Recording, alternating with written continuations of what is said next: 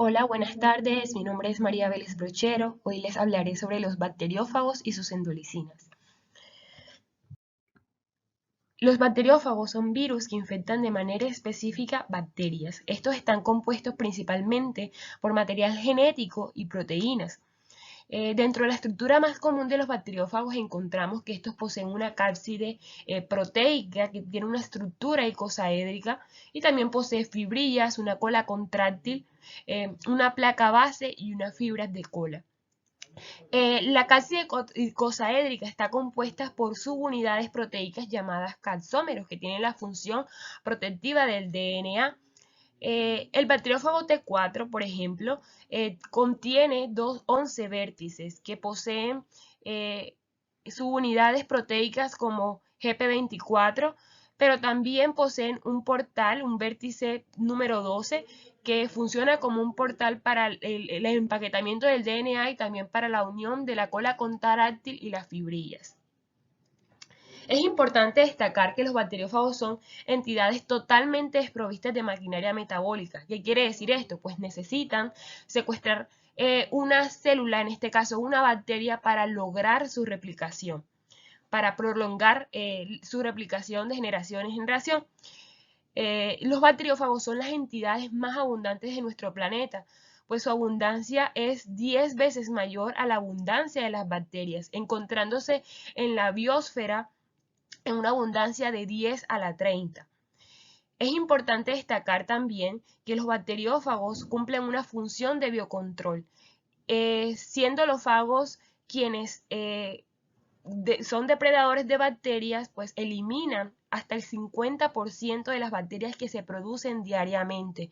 Esto es importante porque demuestra su importancia ecológica y también su importancia evolutiva. Estos virus se pueden dividir según su material genético y morfología, siendo los bacteriófagos del orden caudovirales quienes poseen el 96% de los fagos descritos hoy en día, siendo los más importantes los bacteriófagos de la familia Sifoviridae, que posee el 61%, Podobiridae, que posee el 14%, y los Mioviridae, que poseen el 25% de los bacteriófagos descritos. Siendo otros grupos que poseen DNA monocatenario, DNA, RNA monocatenario y RNA de doble cadena, grupos más variables y pequeños. La evolución de los fagos es muy compleja. En ese sentido, no es suficiente estudiar estos bacteriófagos a través de árboles filogenéticos como tradicionalmente se hace, dado que los bacteriófagos presentan muchos eventos de mosaicismo impulsados por la transferencia horizontal de genes, y los árboles filogenéticos suponen que la evolución de estos fagos se da de manera lineal. Entonces, un camino para estudiar la evolución de los fagos es soportar el estudio de la evolución a través de árboles de redes. ¿Por qué? Porque los árboles de redes muestran la interacción entre genomas que se encuentran aislados y su relación entre proteínas. Por ejemplo, aquí podemos observar nodos de bacteriófagos, por ejemplo, en naranjita son bacteriófagos de Streptococcus. Podemos observar acá abajito fagos de cianobacterias o cianofagos, y podemos observar líneas que representan la relación de estos bacteriófagos y sus proteínas. Estas líneas representan, aunque los fagos se encuentran aislados de manera genómica, estas líneas representan esos eventos de mosaicismo y esos eventos de transferencia horizontal de genes. Los bacteriófagos de cianobacterias o cianofagos, vemos que estas líneas pues no se observan mucho, y eso se debe a que estos tienen un flujo muy bajo de transferencia horizontal de genes. Estos virus tienen un tropismo hacia estructuras específicas que poseen las bacterias. Estas estructuras pueden ser ácidos teicoicos, ácidos lipoteicoicos, capa de la cápsula y flagelo. Cuando estos bacteriófagos intentan infectar a la bacteria, ellos realizan un movimiento en el medio fluido. Ese se llama movimiento browniano, que es el movimiento que tienen las partículas en un medio fluido, y cuando ellos logran reconocer el receptor en su placa base, tienen proteínas o enzimas como la glicosidasa que permite abrir un pequeño poro e insertar su material genético. Estos poseen dos ciclos de vida, un ciclo de vida lisogénico y un ciclo de vida lítico. En el ciclo de vida lisogénico, estos bacteriófagos se integran al genoma de la bacteria y se replican de manera vertical, es decir, se replican de manera simultánea a la replicación bacteriana. Y en el ciclo lítico, ellos secuestran la maquinaria metabólica de la bacteria para producir su material de empaquetamiento, y en la fase tardía producen unas enzimas como lo son las olinas y las endolicinas que les permitirán degradar el peptidoglicano desde adentro para liberar su progenie viral. Cuando los bacteriófagos realizan el ensamblaje de sus estructuras, inicialmente realizan el ensamblaje de la cabeza y el empaquetamiento del DNA. Posteriormente, el ensamblaje de la cola, la síntesis y ensamblaje de las fibras de la cola, y las fibras se añaden a la cola y la cola se añade a la cabeza, formando así la estructura que conocemos comúnmente del bacteriófago. En esta imagen se observa el genoma del bacteriófago lambda, que está principalmente organizado por genes del ciclo lítico temprano, genes del ciclo lítico tardío, genes que conforman el ciclo lisogénico y otros genes que conforman el ciclo lítico temprano, pero más adelante se darán cuenta de que estos, el gen C y el gen CRO, son fundamentalmente importantes para la decisión de la lisis o de la lisogenia. ¿Y cómo se regula la lisis y la lisogenia en el bacteriófago lambda?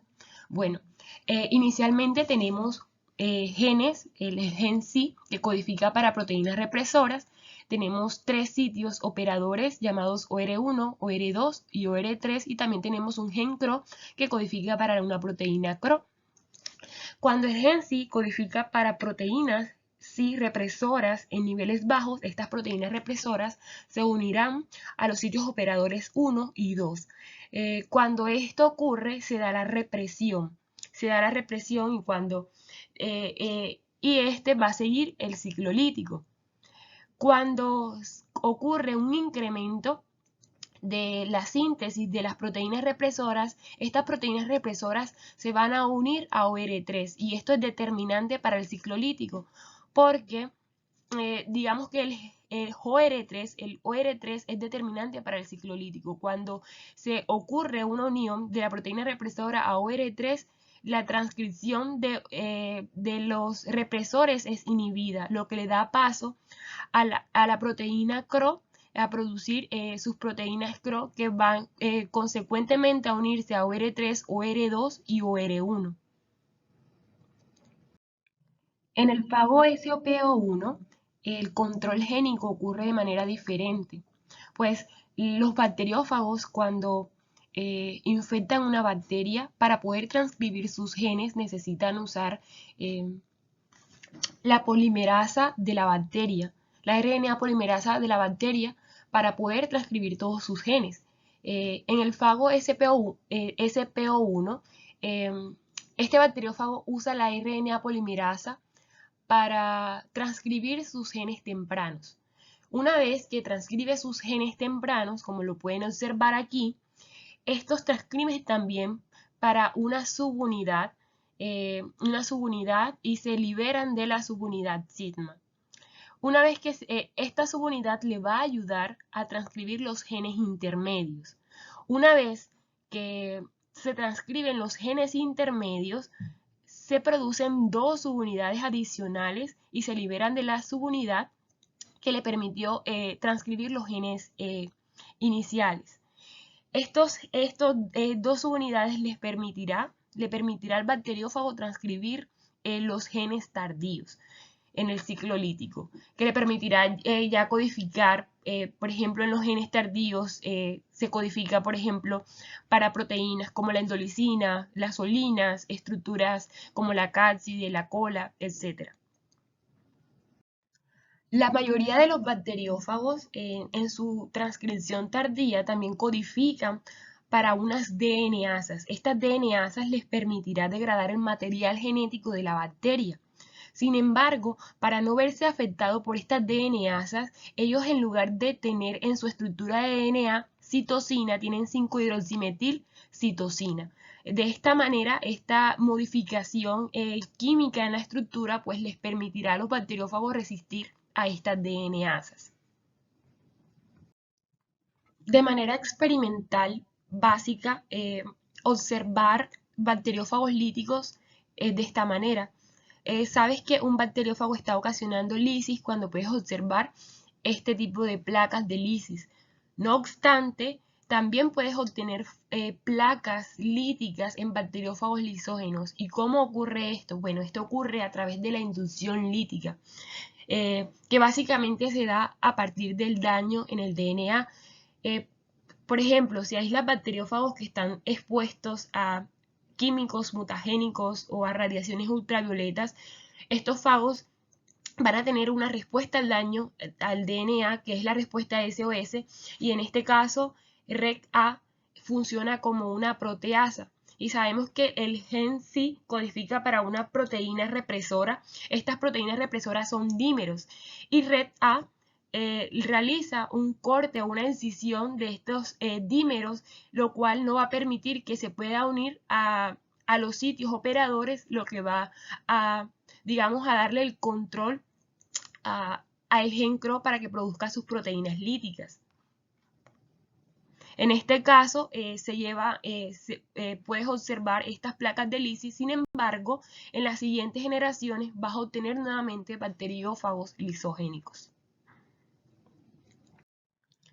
Todos los bacteriófagos lisan a sus huéspedes, comprometiendo la integridad estructural del peptidoglicano, que consiste en heteropolímeros que son básicamente glicanos reticulados por péptidos formando un exoesqueleto de N-acetilmurámico y N-acetilglucosamina. Este peptidoglicano es degradado a partir de el sistema endolicina-olina, que las endolicinas son proteínas que se producen en la fase tardía del bacteriófago y permiten degradar este peptidoglicano, pero para ellas poder acceder a este peptidoglicano y degradarlo necesitan de la olina, que son proteínas hidrofóbicas que ayudan a abrir poros en la membrana citoplasmática para poder lograr acceder a estos. Este esquema representa el uso de bacteriófagos para contrarrestar infecciones bacterianas.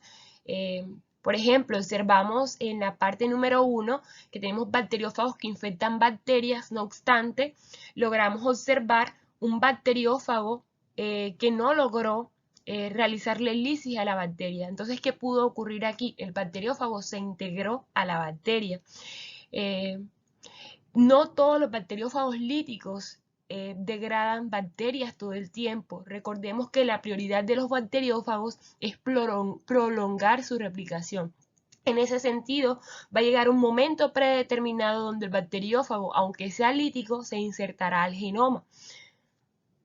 Y aquí observamos las endolicinas como estrategia para contrarrestar bacterias y logramos observar que existe lisis en todas estas bacterias.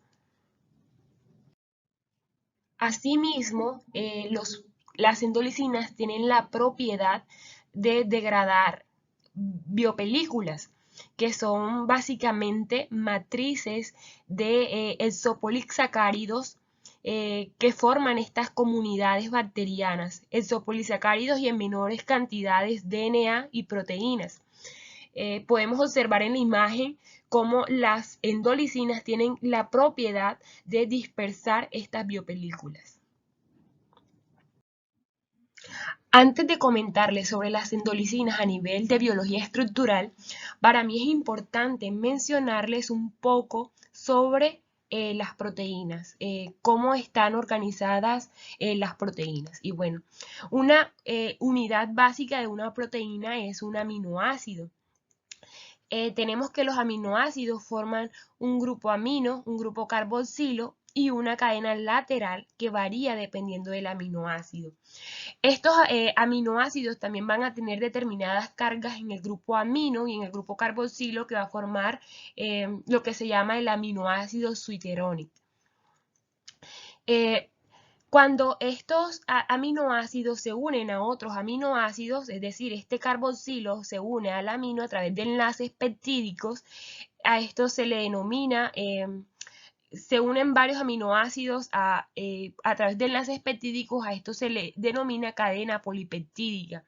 Cuando se da esta unión del amino con el carboxilo, se pierde agua, se da una reacción de deshidratación y también se pierden las cargas que poseía el amino con el carboxilo con el amino del siguiente aminoácido. Entonces, como esto ocurre a nivel de la proteína, a los aminoácidos se les denomina residuos, se les llama residuos, por ejemplo, residuos de glicina, residuos de metionina, etc. Entonces, tenemos que una cadena polipeptídica forma lo que es la estructura primaria. Esta estructura primaria, a partir de puentes de hidrógeno, conformará lo que se llama la estructura secundaria. Entre las más conocidas tenemos la estructura alfa, que forma como unos resortes, y la estructura beta, que forma como unas flechitas. Cuando estas estructuras secundarias se unen a través de las atracciones electrostáticas, las fuerzas hidrofóbicas, enlaces SS o enlaces disulfuro, y las fuerzas de Van der Waals forman las estructuras terciarias o dominios. Estas estructuras terciarias cumplen una funcionalidad. Sí, cumplen una funcionalidad y se forma una estructura cuaternaria cuando se unen varios dominios o varias estructuras terciarias o subunidades conformando la estructura secundaria. También es importante para mí explicarles que lo que es un motivo. Un motivo puede ser un motivo secuencial o un motivo estructural. En este caso, el motivo secuencial es una secuencia de aminoácidos que debe estar conservada en la proteína. Que si esta secuencia de aminoácidos se ve afectada, la proteína, si esta hace parte de la funcionalidad, la proteína también puede verse afectada, la funcionalidad de esta proteína. En ese sentido, un motivo puede ser parte de un dominio, de un dominio que es lo mismo que una estructura terciaria. Si separamos el motivo secuencial conservado del dominio, siendo este motivo secuencial importante para la funcionalidad de la proteína, este dominio no va a cumplir su función específica. Las endolicinas, siendo producto de los bacteriófagos, teniendo la capacidad de degradar el peptidoglicano que conforma la pared bacteriana y asimismo ocasionándole lisis a las bacterias, pueden tener una utilidad biotecnológica en campos como la avicultura, la salud, seguridad de alimentos e incluso la industria farmacéutica, suplementando el uso de los antibióticos que tanta problemática de resistencia bacteriana han ocasionado. Las endolicinas de gram positivas poseen estructuras modulares, siendo principalmente estas conformadas por un dominio enzimáticamente activo que se encuentra en la parte del N-terminal y un dominio de unión a la pared celular que se encuentra en el C-terminal. Estas endolicinas gram positivas también pueden poseer dos dominios en el N-terminal o un dominio en el N-terminal y un dominio en el C-terminal, estando el dominio de unión a la pared celular en la parte central. Las endolicinas que infectan gram negativas pueden también poseer estructuras modulares. No obstante, el dominio de unión a la pared celular se encuentra en el N-terminal y el dominio enzimáticamente activo se puede encontrar en el C-terminal. También existen fagos que tienen solamente dominio de unión, dominios enzimáticamente activos. Entre los dominios enzimáticamente activos podemos encontrar CHAP, que son dominios enzimáticamente activos que se pueden encontrar principalmente en bacteriófagos que infectan Staphylococcus aureus, que son básicamente unas endopeptidasas. También encontramos las amidasas, las glucosamidasas, las peptidasas y las muramidasas. Estos dominios enzimáticamente activos pueden tener una utilidad biotecnológica, principalmente para la preservación de alimentos, es decir, para eliminar patógenos o bacterias que se pueden encontrar en alimentos que están procesados. Y en biosanitización, es decir, para la eliminación de biopelículas o de bacterias que se encuentran en superficies, y también para usarse como antimicrobianos para personas que manipulan alimentos. También al dominio de unión a la pared celular se le puede encontrar una utilidad biotecnológica, que es básicamente la detección de patógenos en comidas, teniendo en cuenta la especificidad, debido a que este dominio de unión a la pared celular se une a sitios muy específicos del peptidoglicano. ¿Y cómo las endolicinas llevan a cabo esa degradación del peptidoglicano? Bueno, estas endolicinas, como les había comentado, tienen un sitio catalítico. Este sitio catalítico puede tener motivos secuenciales conservados y tienen la función de hacer excisión a enlaces específicos en el peptidoglicano, degradándolo de esta manera. Los sitios diana que pueden degradar estas endolicinas pueden variar dependiendo de la familia de endolicinas. Es decir, las N-acetilglucosamidasas degradan enlaces entre el N-acetilmurámico y el N-acetilglucosamida. Las amidasas pueden degradar enlaces entre el N-acetilmurámico y la L-alanina, y las endopeptidasas degradan enlaces que se encuentran entre péptidos. Asimismo, también tenemos el dominio catalítico CHAP, que tiene la propiedad de degradar enlaces entre enlaces peptídicos, y también tiene la propiedad de degradar enlaces entre el N-acetilmurámico y la L-alanina. Para que las endolicinas realicen la degradación del peptidoglicano, debe ocurrir una reacción ácido-base entre su interacción. En ese sentido, las endolicinas que degradan peptidoglicano de bacterias gram positivas necesitan de una molécula de agua en su mayoría. A estas endolicinas se les denomina hidrolasas del peptidoglicano, por esa razón. Tenemos que estas endolicinas, que son las N-acetilmuramidasas, tienen en sus aminoácidos, en sus residuos de aminoácidos, el ácido glutámico y el ácido aspartico. Estos desprotonan la molécula de agua, y la molécula de agua actúa como nucleófilo, realizando escisión entre los enlaces beta 1,4 a los enlaces beta 1,4 que se encuentran entre el N-acetilmurámico y el N-acetilglucosamida. No obstante, en la parte inferior podemos observar endolicinas que tienen acción catalítica hacia bacterias gram negativas. Estos normalmente no usan una molécula de agua, pero dentro de sus aminoácidos tenemos aminoácidos de tipo ácido y también ocurre una reacción ácido-base, lo que permite la degradación de los enlaces beta 1,4 que conforman el N-acetilmurámico y el N-acetilglucosamida. En el caso de las cinamidasas, estas poseen aminoácidos catalíticos, residuos catalíticos, pero también poseen un átomo de zinc. Este átomo de zinc va a coordinar la molécula de agua, lo que va a llevar a cabo la escisión entre enlaces entre el N-acetilmuramoid y la alanina.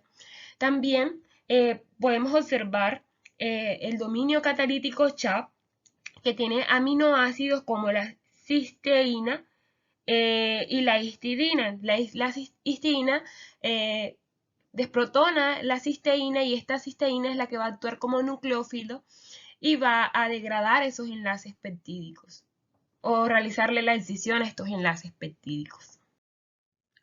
Utilizar las endolicinas como estrategia para contrarrestar infecciones para bacterias gram positivas puede ser muy ventajoso, no obstante, teniendo en cuenta la estructura de las bacterias gram negativas que poseen una doble membrana lipídica, es difícil teniendo en cuenta de que se necesitaría de la acción olina. En ese sentido,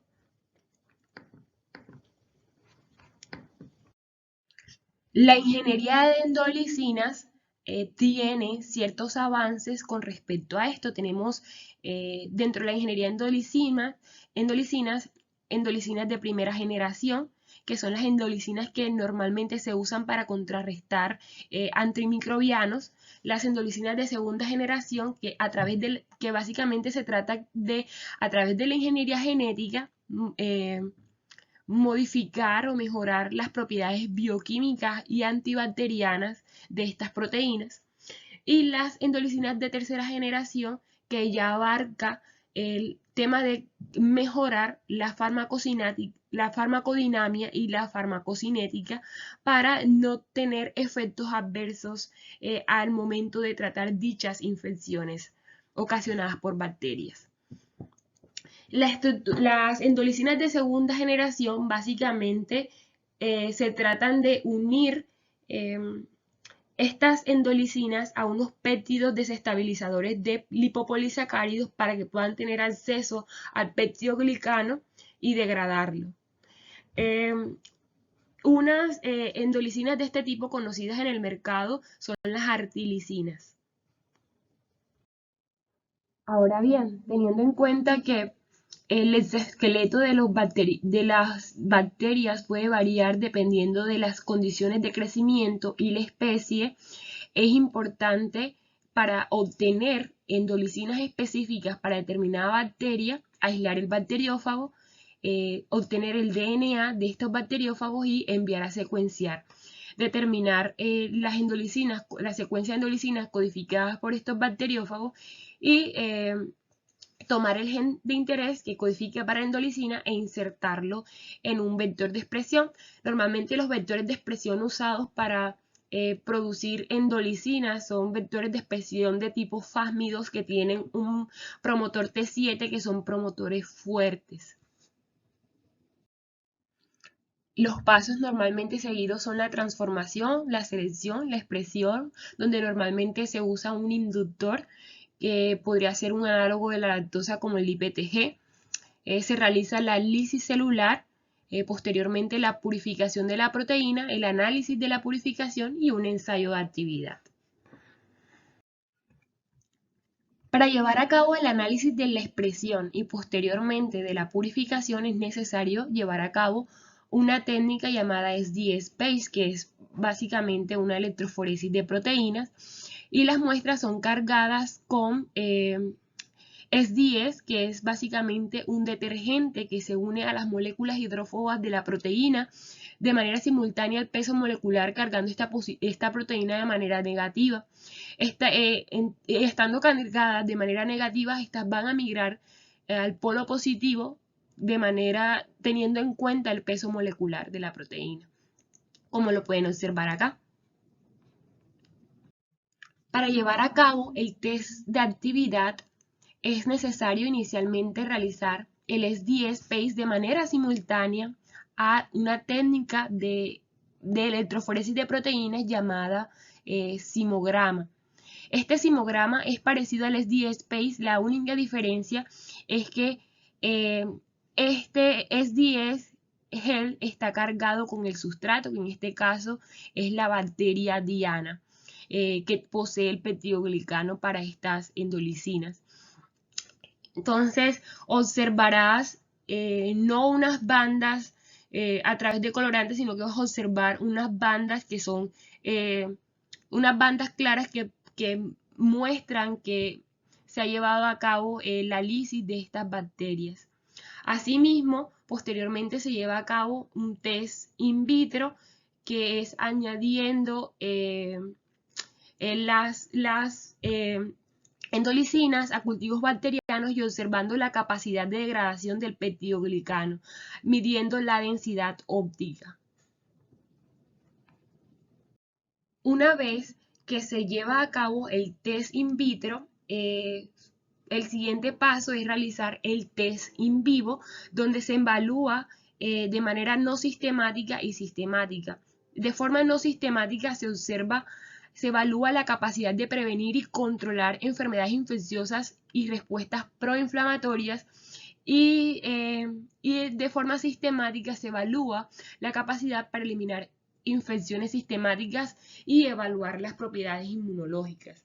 Aquí observamos un organismo modelo que se usa para evaluar las propiedades en simbióticos inicialmente de manera in vivo y las rutas de administración. Para mejorar la farmacodinamia y la farmacocinética se han estudiado estrategias, por ejemplo, para las aplicaciones tópicas, se han evaluado el uso de componentes antiinflamatorios, de péptidos que penetran las células y el uso también de nanopartículas. Y para aplicaciones pulmonares, el uso de endolicinas como aerosoles y también el uso de nanopartículas que puede incluso mejorar e incrementar la actividad. Para aplicaciones sistémicas, el enmascaramiento con PET, también la glicosilación, debido a que, bueno, las proteínas la mayoría de las proteínas de los humanos pues tienen esta modificación posttransduccional que es la glicosilación. Entonces, una estrategia podría ser producir estas proteínas a través de levaduras, porque las levaduras se encuentran también se encuentran avaladas por la FAO y pueden realizar este tipo de modificación posttransduccional que no pueden realizar las bacterias como E. coli. Y también reducir, otra estrategia para mejorar la farmacodinamia es reducir la filtración renal, porque, bueno, teniendo en cuenta de que la filtración glomerular filtra proteínas que tienen un tamaño menor de 40 a 50 kilodaltons.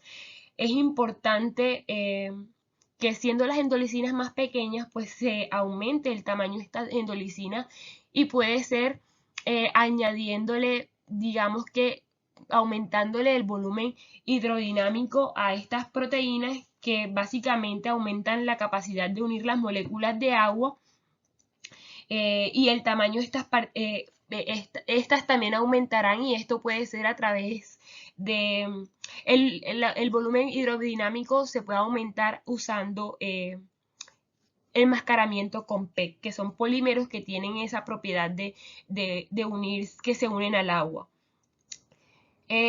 También otra estrategia podría ser usar endolicinas,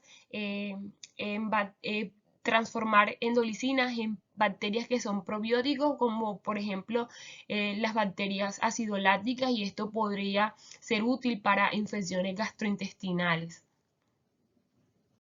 Esta proteína que pueden observar acá no es una endolicina.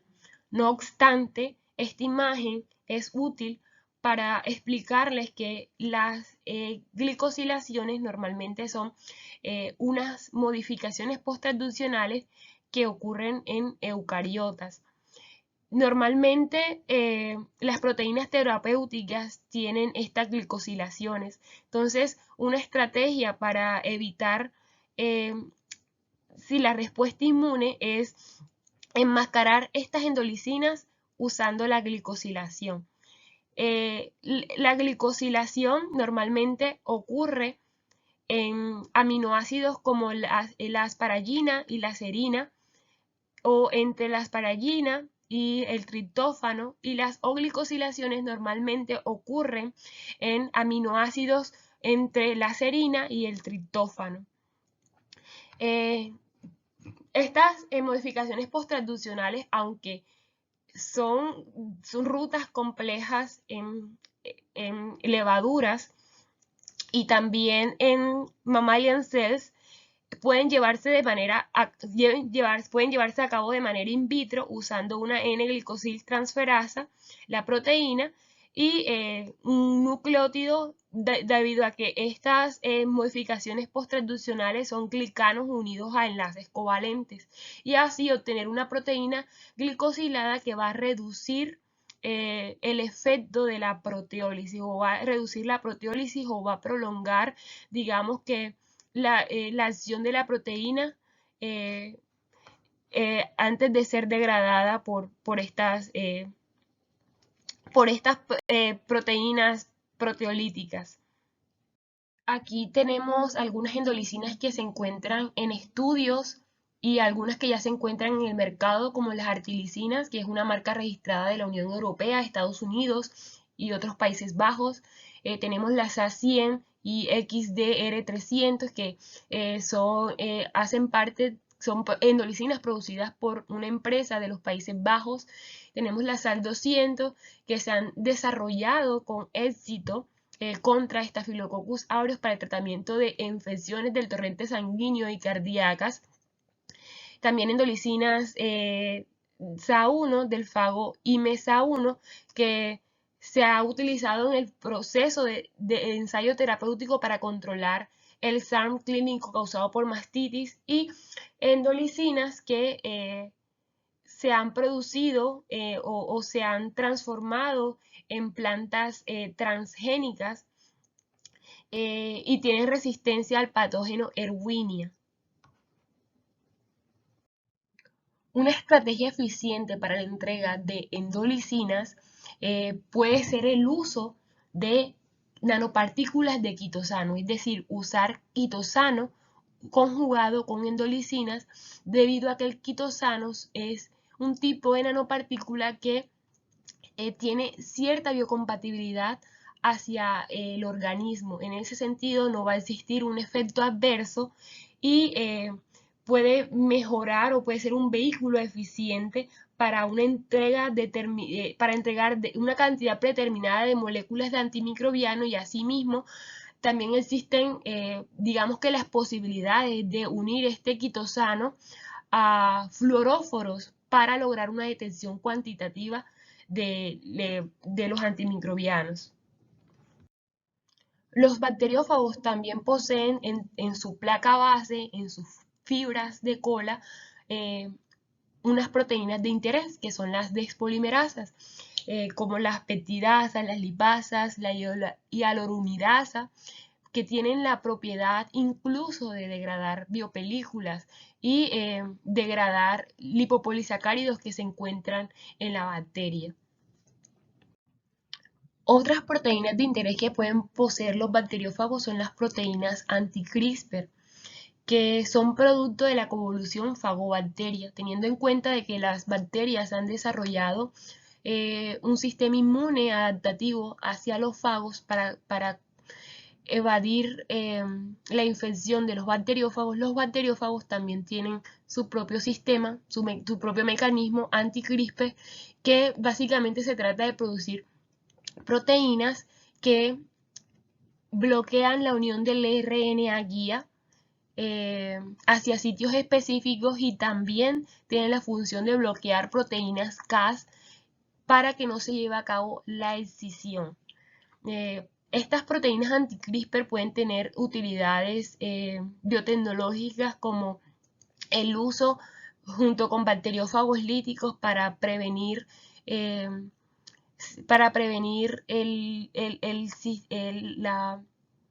la evasión a través del sistema CRISPR, pero también se puede unir para controlar la edición genética, debido a que el CRISPR puede dirigirse a sitios no deseados. No obstante, también existen aplicaciones bioinformáticas que pueden determinar cuáles son esos sitios no deseados cuando se requiere hacer una modificación a través de CRISPR. También se está evaluando el uso de estas proteínas CRISPR para realizar modificaciones posttransduccionales, básicamente también para realizar correcciones de terapia génica, etc. Y bueno, muchas gracias por su atención. Si tienen alguna duda, alguna pregunta, pueden contactarme a mi correo electrónico mbl0310@hotmail.com. Muchas gracias.